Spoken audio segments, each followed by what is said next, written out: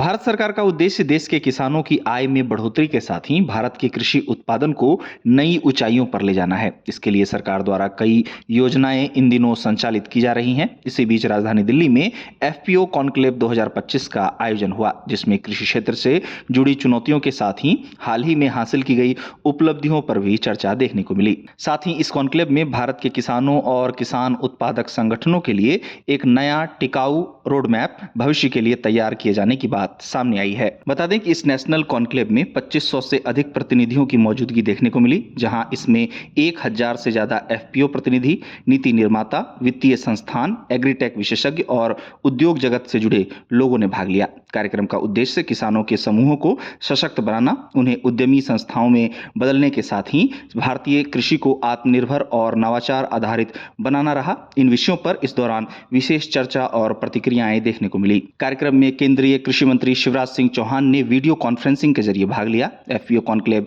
2025 को संबोधित करते हुए शिवराज सिंह चौहान ने एफपीओ को भारत की ग्रामीण समृद्धि का इंजन बताया। चौहान ने कहा कि सरकार उन्हें मजबूत करने के लिए पूरी तरह प्रतिबद्ध है। इस आयोजन को नीति आयोग के सदस्य प्रोफेसर रमेश चंद ने भी संबोधित किया और कहा कि किसान उत्पादक संगठनों के माध्यम से कृषि में बड़ा बदलाव लाया जा सकता है। इस दौरान वे जलवायु अनुकूल खेती, उत्पादों की बाजार तक सीधी पहुंच और भारत की ग्रामीण अर्थव्यवस्था में एफपीओ की भूमिका पर प्रकाश डालते हुए नजर आए।